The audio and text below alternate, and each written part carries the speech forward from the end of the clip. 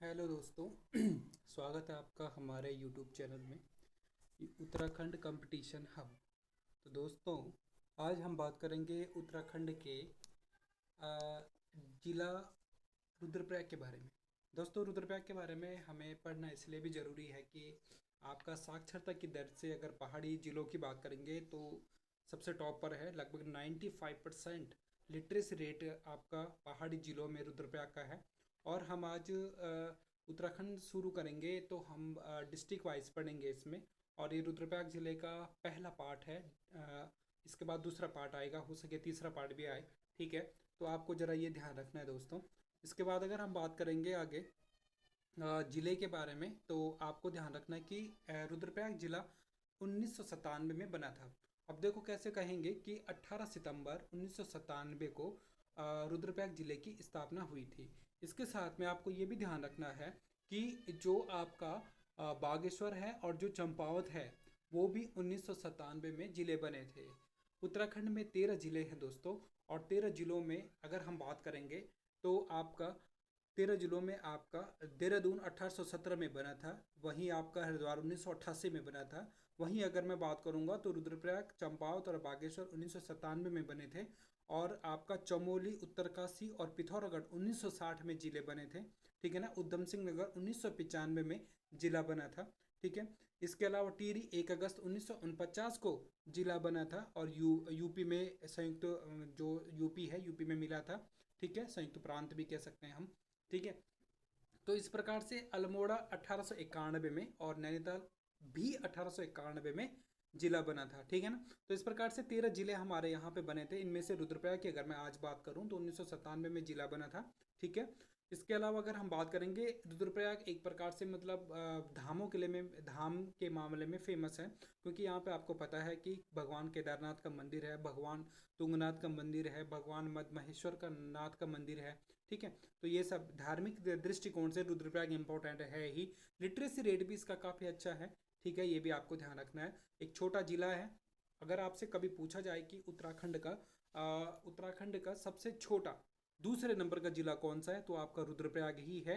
और 12वें नंबर का सबसे बड़ा जिला कौन सा है उत्तराखंड का, तो वो आपका रुद्रप्रयाग ही है। एक बात ये क्लियर हो गई इसमें। इसके बाद दोस्तों हम बात करते हैं कि उत्तराखंड का ये जो रुद्रप्रयाग जिला है ये एक आंतरिक जिला है। ठीक है। और आंतरिक जिला उस जिले को कहते हैं हम कि जिस जिले की सीमाएं किसी देश या किसी राज्य से नहीं मिलती होंगी तो उसको हम आंतरिक जिला कहते हैं। तो उत्तराखंड के 4 ऐसे जिले जो आंतरिक हैं, रुद्रप्रयाग तो है ही, लेकिन रुद्रप्रयाग के अलावा टिहरी भी है, अल्मोड़ा भी है, बागेश्वर भी है। ठीक है। तो ये पॉइंट भी आपको ध्यान रखने हैं कि अल्मोड़ा, बागेश्वर और टिहरी और रुद्रप्रयाग उत्तराखंड के 4 आंतरिक जिले हैं। ठीक है। इसके बाद हम बात करेंगे विधानसभा सीटों की। तो सबसे कम विधानसभा सीटों वाला जिला भी रुद्रप्रयाग है। यहाँ पर रुद्रप्रयाग और केदारनाथ में दो क्या हैं, विधानसभा सीटें हैं। रुद्रप्रयाग और केदारनाथ में क्या हैं, दो विधानसभा सीटें हैं। इसके अलावा आपको ध्यान रखना है कि चंपावत और बागेश्वर भी दो ऐसे जिले हैं जहाँ पर दो दो विधानसभा सीटें हैं। तो आपको ये याद रखने के लिए आसान हो जाएगा कि विधानसभा सीटों के मामले में और स्थापना के मामले में, ठीक है, और क्षेत्रफल के मामले में, है ना, रुद्रप्रयाग, चंपावत, बागेश्वर लगभग लगभग सेम है। क्योंकि चंपावत में भी दो ही क्या है, विधानसभा सीटें, बागेश्वर में भी दो ही क्या है, विधानसभा सीटें। रुद्रप्रयाग की स्थापना अभी कब हुई थी, 1997 में। चंपावत बागेश्वर की भी कब हुई थी, 1997 में। तो ये सिमिलरिटी है, ये आपको ध्यान रखने हैं। ठीक है। इसके बाद अगर मैं आगे बात करूंगा कि तहसीलों की, सबसे कम तहसील वाला जो जिला है वो आपका कौन सा है, रुद्रप्रयाग है। ठीक है। 4 यहाँ पर तहसीलें हैं। और वो 4 तहसीलें देखो दोस्तों, एक रुद्रप्रयाग है, एक ऊखीमठ है, ठीक है, एक जखोली है, एक बस केदार है। ठीक है। तो 4 यहाँ पर क्या हैं, तहसीलें हैं। ब्लॉक की बात करूंगा तो 3 ब्लॉक हैं। सबसे कम ब्लॉक हैं ऊखीमठ, अगस्त्यमुनि और जखोली। तो ये जो छोटे छोटे जो कम कम ब्लॉक हैं, कम कम तहसीलें हैं, ये आसानी से याद हो सकती हैं। ठीक है। इसलिए ध्यान रखना आपको, ये इनको आसानी से याद किया जा सकता है। अगर आगे बात करेंगे रुद्रप्रयाग के बारे में, तो रुद्रप्रयाग में दो नदियों का संगम होता है, एक मंदाकिनी और एक अलकनंदा का। ठीक है। मंदाकिनी नदी मंदाक्रांता पर्वत से निकलती है दोस्तों, जबकि अलकनंदा सतोपंथ ग्लेशियर से निकलती है। तो अलकनंदा को आपके पुराणों में हिरण्यवर्तनी के नाम से भी जाना जाता है। तो कभी कभी केवल क्वेश्चन इतना आ जाता है कि अलकनंदा को पुराणों में किस नाम से जाना जाता है, तो आंसर होगा आपका हिरण्यवर्तनी। और इसके अलावा अगर कभी आपसे ऐसा क्वेश्चन पूछा जाए कि अलकनंदा और भागीरथी का संगम, ये तो आपको पता है कि देवप्रयाग में होता है, ठीक है। और इसके अलावा अगर हम बात करेंगे तो महाभारत में रुद्रप्रयाग के लिए रुद्रावत शब्द का प्रयोग किया गया है, ठीक है। और रुद्रप्रयाग का जो पुराना नाम है वो क्या है, पुनाड़। रुद्रप्रयाग का पुराना नाम क्या है, पुनाड़ है, ठीक है। उत्तराखंड का मिनी स्विट्जरलैंड, तो याद रखना है आपको, उत्तराखंड का जो मिनी स्विट्जरलैंड है वो आपका रुद्रप्रयाग के चोपता बुग्याल को कहा जाता है, ठीक है। चोपता बुग्याल को उत्तराखंड का मिनी स्विट्जरलैंड कहा जाता है, जबकि भारत का स्विट्जरलैंड आपका या उत्तराखंड का स्विट्जरलैंड आपका कौसानी को कहा जाता है। और ये नाम स्विट्जरलैंड का जो नाम दिया है ये आपका महात्मा गांधी ने दिया है, किसको, कौसानी को। उत्तराखंड या भारत का स्विट्जरलैंड कौसानी को कहते हैं, महात्मा गांधी ने ये नाम दिया था। जबकि उत्तराखंड का मिनी स्विट्जरलैंड आपका चोपता बुग्याल को कहा जाता है। इसके अलावा चोपता बुग्याल, इससे ये पता चलता है कि ये एक बुग्याल है चोपता। इसके अलावा रुद्रप्रयाग में बर्मी बुग्याल भी है, मदमहेश्वर बुग्याल भी है, ठीक है। तो मदमहेश्वर बुग्याल और बर्मी बुग्याल, ये दोनों के दोनों, ये तीनों के तीनों चोपता बर्मा बर्मी और आपका मदमहेश्वर, ये तीनों के तीनों बुग्याल आपका कहाँ पर है, ये तीनों के तीनों बुग्याल आपका रुद्रप्रयाग में है। और मदमहेश्वर बुग्याल को कसनी खर्क बुग्याल के नाम से भी जाना जाता है। किस नाम से जाना जाता है, कसनी खर्क बुग्याल के नाम से भी जाना जाता है। अगर मैं आगे बात करूं उत्तराखंड के 4 धामों की, तो आप लोगों को पता है कि जो उत्तराखंड के 4 धाम हैं इनमें केदारनाथ धाम सबसे ऊंचाई पर है, ठीक है। केदारनाथ धाम कहाँ है, सबसे सर्वाधिक ऊंचाई पर है, 3584 मीटर, यानी कि समुद्र तल से 3584 मीटर पर आपका भगवान केदारनाथ धाम विराजमान है। तथा सबसे निचला जो धाम है वो भगवान बद्रीनाथ का है, जिनके कपाट आज खुले हैं, ठीक है।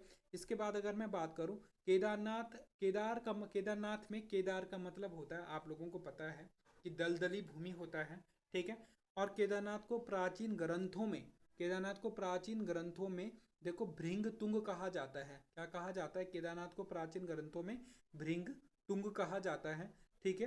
केदारनाथ जो मंदिर है ये कत्यूरी शैली से निर्मित है। ये पॉइंट आपको ध्यान रखना कि जो केदारनाथ मंदिर है वो कत्यूरी शैली से निर्मित है। इसमें इंपॉर्टेंट क्यों इंपॉर्टेंट है, अब देखो जरा कत्यूरी वंश के बारे में बात करूं मैं, तो कत्यूरी राजवंश जब उत्तराखंड में चला था आपका कार्तिकेयपुर ये जोशीमठ साइड जो चला था, ठीक है।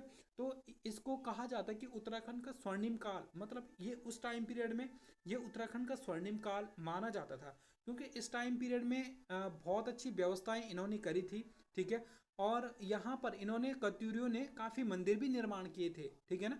कत्यूरियों ने या कार्तिकेयपुर राजवंशियों ने काफ़ी मंदिर भी बनाए थे। तो ये जो मंदिर बना है भगवान केदारनाथ का, ये कत्यूरी शैली में इसीलिए बना है क्योंकि भगवान केदारनाथ का मंदिर आदि गुरु शंकराचार्य के साथ में इन्हीं कत्यूरियों ने बनवाया था, ठीक है।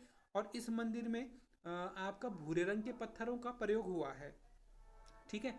तो इसके बाद अगर हम बात करेंगे तो लाल पानी वाला रुधिर कुंड भी आपका केदारनाथ में है, ठीक है।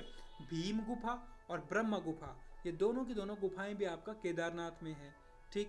पुरंदर पर्वत, अगर पेपर में पूछा जाए कि पुरंदर पर्वत कहाँ है या किस पर है, तो आपको ध्यान रखना कि केदारनाथ मंदिर पुरंदर पर्वत पर है। और एक दो इम्पोर्टेंट पॉइंट ये भी है कि आदि गुरु शंकराचार्य ने अपने प्राण त्यागे थे कब, 820 ईस्वी में, यही केदारनाथ में, ठीक है। और ऐसा माना जाता है कि आदि गुरु शंकराचार्य की समाधि भी कहाँ पर है, आपका केदारनाथ में है। आदि गुरु शंकराचार्य की समाधि कहाँ पर है, केदारनाथ में, ठीक है। अब अगर हम आगे बात करेंगे तो शीतकाल में केदारनाथ की पूजा, भगवान केदारनाथ की पूजा ओंकारेश्वर मंदिर में होती है, जो कि आपका ऊखीमठ रुद्रप्रयाग में है, ठीक है। इसके अलावा आपको ध्यान रखना कि जो रावल पुजारियों का निवास स्थान है, जो केरल के ब्राह्मण हैं रावल पुजारी जो केदारनाथ की पूजा करते हैं, तो इन रावल पुजारियों का जो निवास स्थान है अपने उत्तराखंड में, और केदारनाथ मंदिर समिति का जो मुख्यालय है वो दोनों के दोनों एक ही स्थान ऊखीमठ में है, ठीक है।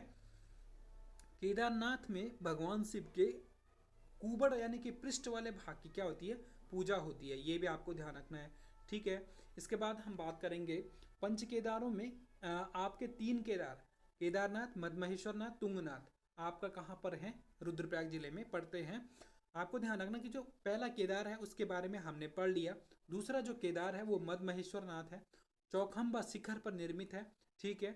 और समुद्र तल से इसकी जो ऊंचाई है चौखंबा पर्वत की वो 3298 मीटर है, ठीक है। और ये एक ऐसा मंदिर है जो कि पांडव शैली में निर्मित है। यानी कि जो मद्महेश्वर नाथ है इसकी जो ऊंचाई है वो कितनी है? 3298 मीटर, ठीक है। अच्छा, और इसके बाद अगर हम बात करेंगे मद्महेश्वर नाथ मंदिर की जो शैली है वो पांडव शैली है। पांडव शैली इसलिए बोलते हैं क्योंकि ऐसा माना जाता है कि पांडवों ने इस मंदिर को बनवाया था, ठीक है ना। ऐसा माना जाता है कि पांडवों ने इस मंदिर को बनाया था, ठीक। आगे चलेंगे। मद्महेश्वर नाथ मंदिर में शिव जी की नाभि की पूजा होती है, क्योंकि मद में क्या होता है? मद में होता है नाभि, तो नाभि की पूजा की जाती है मद्महेश्वर नाथ में। सबसे इंपॉर्टेंट बात यह है कि इस मद्महेश्वर नाथ मंदिर की जो शीतकालीन पूजा होती है वो इसी ऊखी मठ में होती है, ठीक है। तो ये भी आपको ध्यान रखना है। बात करेंगे हम इसके बाद तृतीय केदार की। तो तृतीय केदार तुंगनाथ में प्रभु शिव के किस अंग की पूजा होती है? यानी कि तुंगनाथ में भगवान शिव के भुजाओं की पूजा होती है, ठीक है। आगे बात करेंगे तुंगनाथ मंदिर किस पर्वत पर बसा है? यानी कि तुंगनाथ जो मंदिर है ये चंद्रशिला पर्वत पर बसा हुआ है, ठीक है। इसके बाद हम बात करेंगे उत्तराखंड का सर्वाधिक ऊंचाई पर कौन सा मंदिर है? तो उत्तराखंड का सर्वाधिक ऊंचाई पर भी यही आपका तुंगनाथ मंदिर विराजमान है, जहां पर भगवान शिव के भुजाओं की पूजा की जाती है। अगर आपसे क्वेश्चन पूछा जाए कि भारत का सबसे ऊंचाई पर स्थित मंदिर कौन सा है, तो वो भी यही है, तुंगनाथ। अगर ऐसा पूछा जाए कि एशिया का सबसे ऊंचाई पर स्थित मंदिर कौन सा है, तो ये भी आपका तुंगनाथ ही है, ठीक है। इसी के समीप में रावण शिला भी है भाई, ये भी आपको ध्यान रखना है कि इसी के समीप क्या है? रावण शिला भी है, क्योंकि आपको पता है कि रावण भी अनन्य भक्त था आपका भगवान शिव का, तो इनका आपस में रिलेशन यहाँ से पता चलता है हमें, ठीक है। इसके बाद हम एक और पॉइंट पढ़ेंगे। शीतकाल में तुंगनाथ की पूजा मक्कू मठ में की जाती है, क्योंकि मक्कू मठ में मैठानी जाति के लोग पाए जाते हैं जो इनकी पूजा करते हैं तुंगनाथ की, ठीक है। और आपको ध्यान रखना है कि भगवान तुंगनाथ की पूजा ये मक्कू मठ के मैठानी ही करते हैं, ठीक है। और ये मक्कू मठ आपका ऊखी मठ के काफ़ी नज़दीक है, ठीक। अब इसके बाद हम पढ़ेंगे सोनप्रयाग के बारे में। देखो दोस्तों, ये आखिरी पॉइंट है, इसके बाद मैं पार्ट 2 बनाऊंगा इसका और आपके साथ शेयर करूंगा। तो सोनप्रयाग में मंदाकिनी और बासुकी नदी का संगम होता है, ठीक है। मंदाकिनी नदी में पहले भी कह चुका हूँ कि मंदाक्रांता पर्वत से या चौराबाड़ी ग्लेशियर से निकलती है, ठीक है। और बासुकी नदी आपका बासुकी ताल से निकलती है, ठीक है। तो ऐसे बहुत सारे पॉइंट आपको मैं फैक्टों के रूप में दूंगा। ज़्यादा से ज़्यादा दोस्तों मैं अच्छे से अच्छे पॉइंट इसमें रिकवर करने की सोचूंगा, कोशिश करूंगा। और आप लोगों से निवेदन है कि आप लोग चैनल को ज़रूर सब्सक्राइब करें। मेरे पास अभी इतने अच्छे साधन नहीं हैं कि मैं आपको मतलब लैपटॉप पे वीडियो दूं या कुछ ऐसे, मुझे फ़ोन से ही काम चलाना होता है, ठीक है। तो आप लोगों का इसमें सपोर्ट रहेगा तो एक दिन ज़रूर ये मेरी मनोकामना भी पूरी होगी और आप लोगों की मनोकामना भी ज़रूर पूरी होगी। आप लोग अपना सपोर्ट बनाए रखें, वीडियो को अंत तक ज़रूर देखें, चैनल को सब्सक्राइब करें और लाइक भी करें। आप सभी का कोटि कोटि धन्यवाद।